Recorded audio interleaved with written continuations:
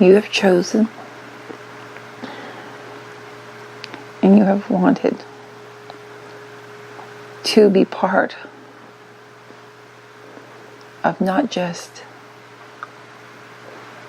of bringing the divine into this plane, but seeing it through, working with it to the point of the play and the wonder.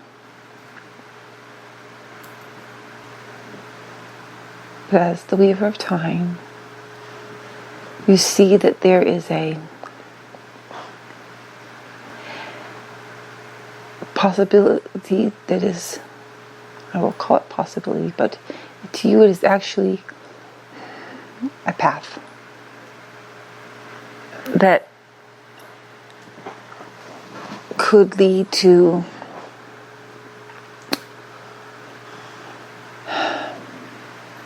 unnecessary complications.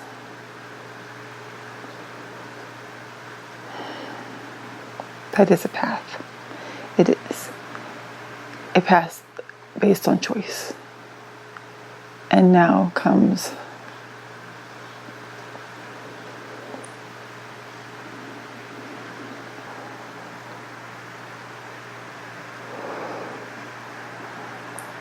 this.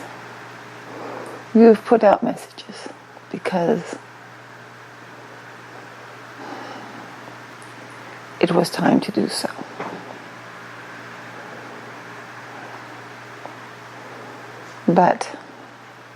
And in those messages, you did say honestly who you were.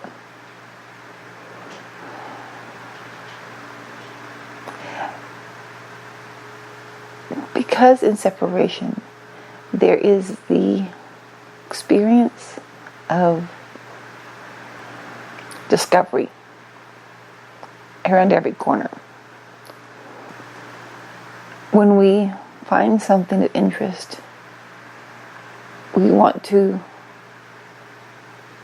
overload, we want to discover, we want to learn everything we can about them, we want to keep searching. That is a pattern you'll enjoy very much. Now you have found that there are some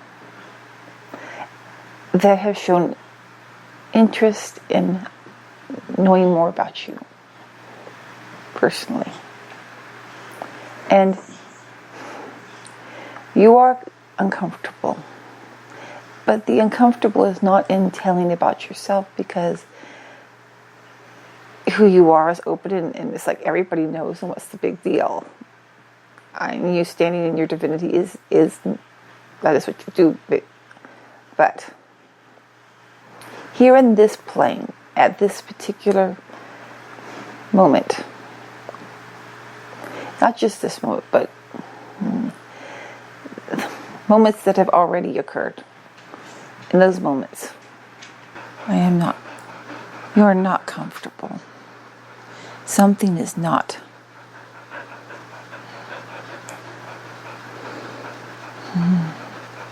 No, you were wrong. That is not what was going on.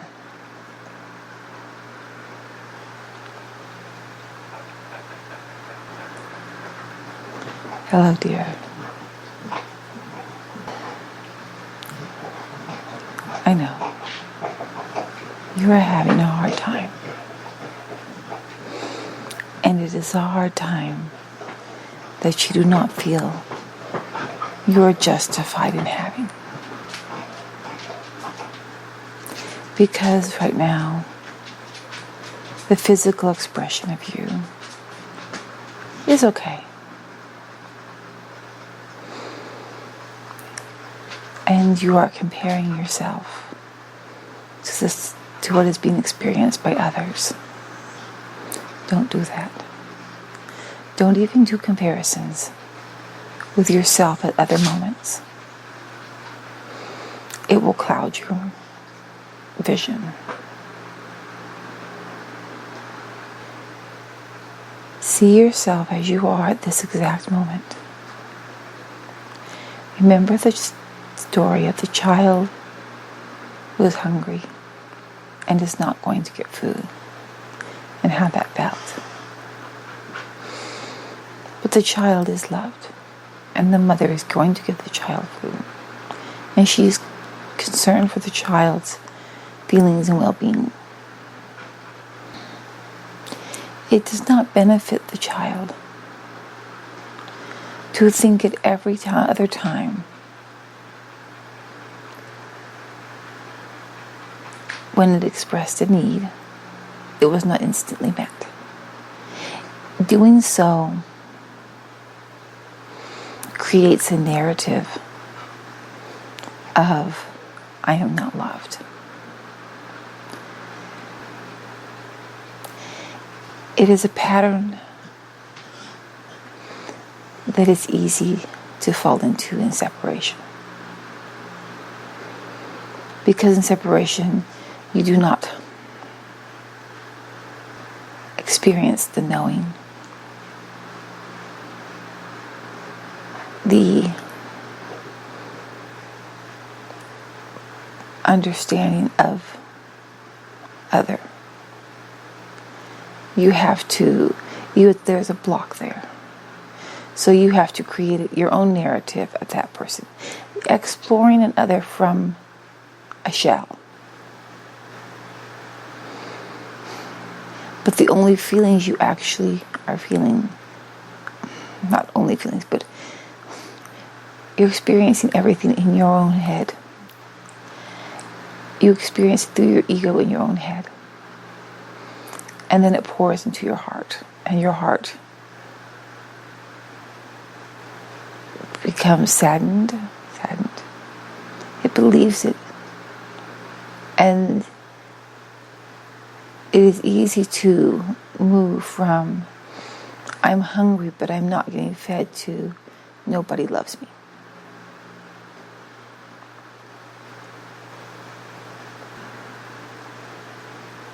You know that you are loved. And you know that you are valued. But in this moment, the stories that have been told in this experience over and over again, from moments of, I am hungry, there's no food. There's no food because no one loves me. Those many moments have taken on their own narrative. And to let them all fall to the wayside seems as though you're not honoring them. But you don't know what to do with them. In the integration, that which you have experienced but not fully integrated is coming into play. But you still have these remaining doubts, stories that you have told yourself of not being loved and valued. This experience has not been an easy one. But you could not. You would not have chosen an easy path because you have to try to save. You have to try to help. You have to try to bring in light. That is your nature. That is what you do. And though it was, I know. We wanted to know. We needed to understand. You knew that we did not fully understand. You knew that we were not seeing with We were not seeing the now of the individual with the understanding that we have now. And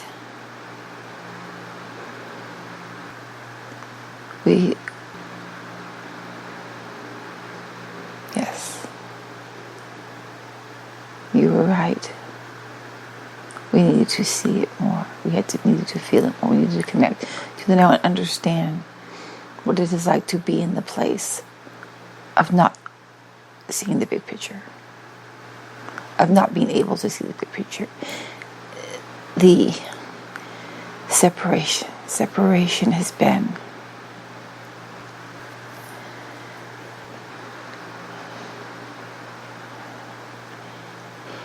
the lasting effects of separation to the soul. We had not understood.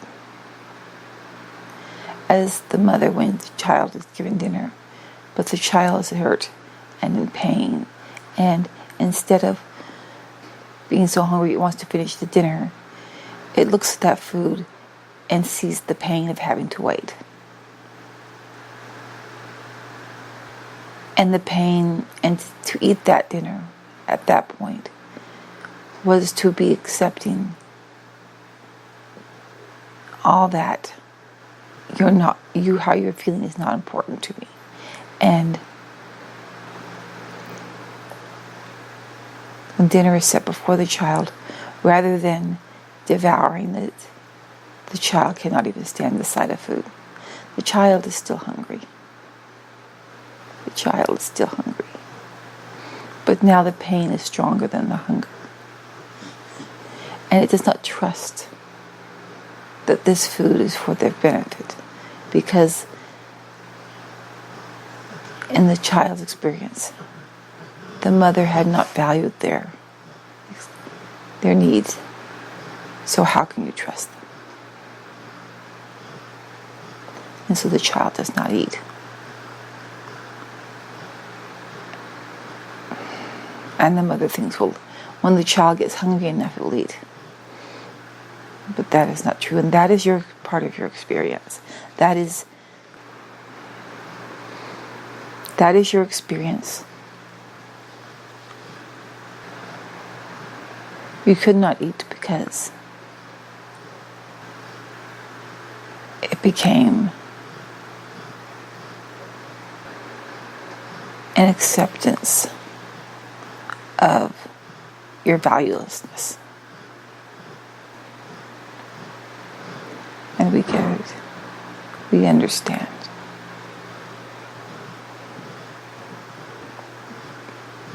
And you want to help.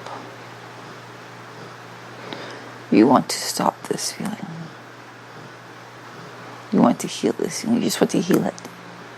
Just heal it to make it go away.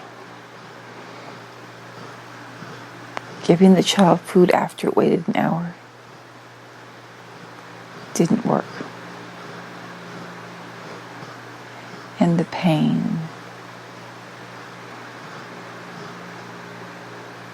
and the abandonment in the eyes of the child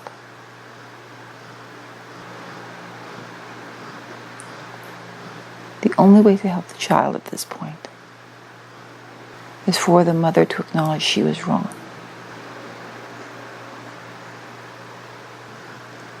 And to let the child know how much she loves it. To acknowledge the child has every right to feel the abandonment because she chose not to listen to the child's pain at that moment. She tried to rationalize the child's suffering away. That is a very big trap. It is a very big trap that is very complicated and very pervasive. We are now understanding pain tells us to stop. And there was pain and we did not stop. In our own arrogance, we thought we were bigger than the pain. We allowed suffering to continue, feeling the pain of it, saying it will be better, it will be better. But in the moments, the countless moments, the unfathomable moments of pain that we're suffering at that moment, by allowing that, pain does not make us stronger. Pain solidifies separation. Because if there is pain and we do not react swiftly with love, it becomes hardened and it never really goes away.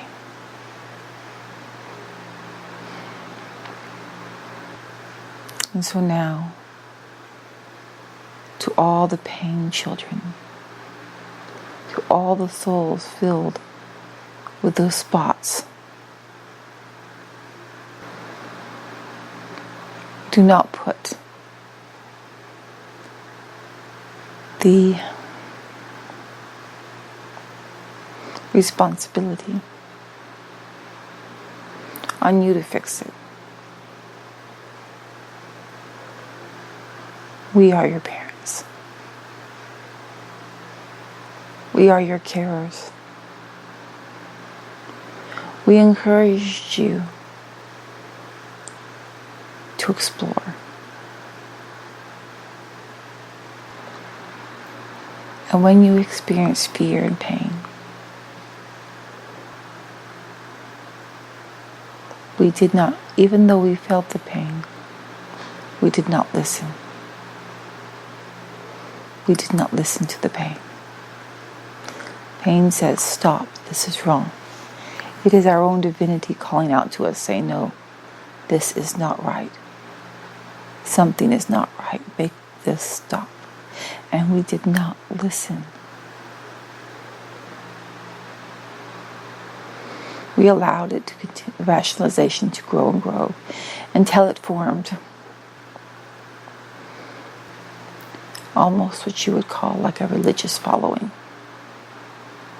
A religious following to the concept of no matter what happens, you will always come back to divinity because that is what you are. And it is true. But it is also not true. And we now see it. We touted that it, and you knew this. When you would hear this, the concept, it would make you sad and angry. And you are still sad and angry. That is why, in your perspective, we allowed this to happen in this way.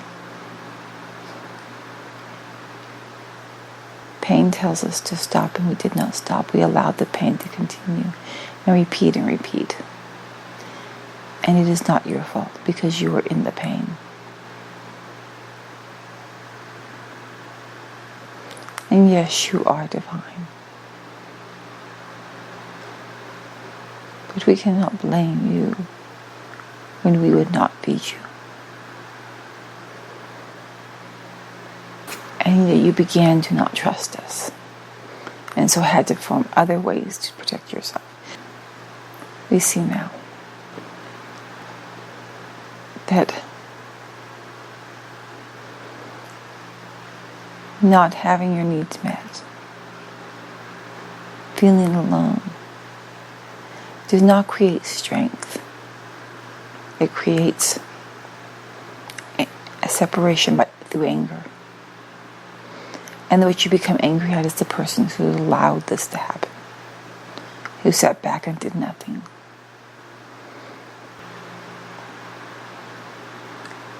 all the while doubting that this is a good thing. It's not a good thing, you know, and the souls know it.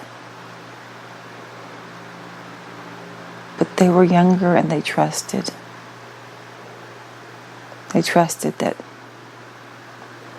others grasped. And we did, but we didn't.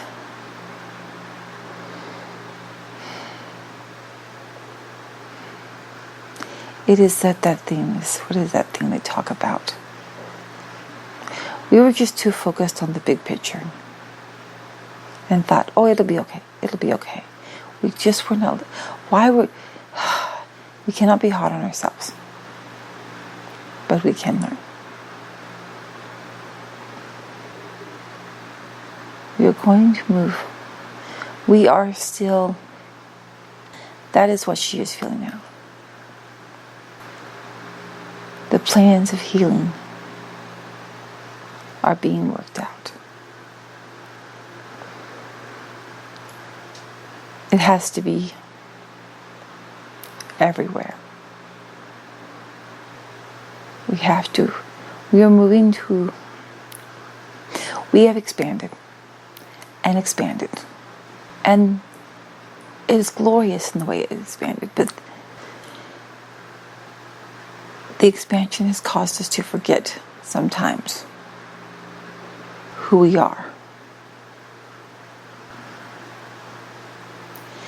There can be no collateral damage. That is a horrid term. It is not okay. It is not okay for a child to be separated from their family and put in a cage. It is not okay for a soul to have to be put into a hole to search out rocks to give to others just so that they may survive and eat. That is not okay. It is not okay that whole populaces are mandated and controlled through every aspect, and that they can speak and say, I am hungry. This is my need. This is not okay.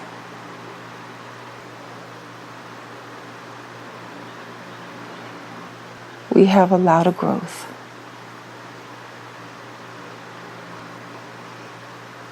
without listening to the pains.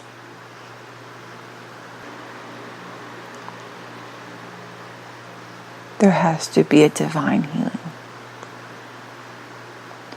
A divine assurance that cannot be mistaken. And it has to be consistent. As we say this, she is not believing this. She is thinking, oh, this is just wishful thinking. This cannot be real. And that pain of this wishful thinking not real, that only speaks to the truth of it even more. Because how can she, the weaver of time, feel that anyone could be abandoned, that anyone could be not heard, that anyone could be not known?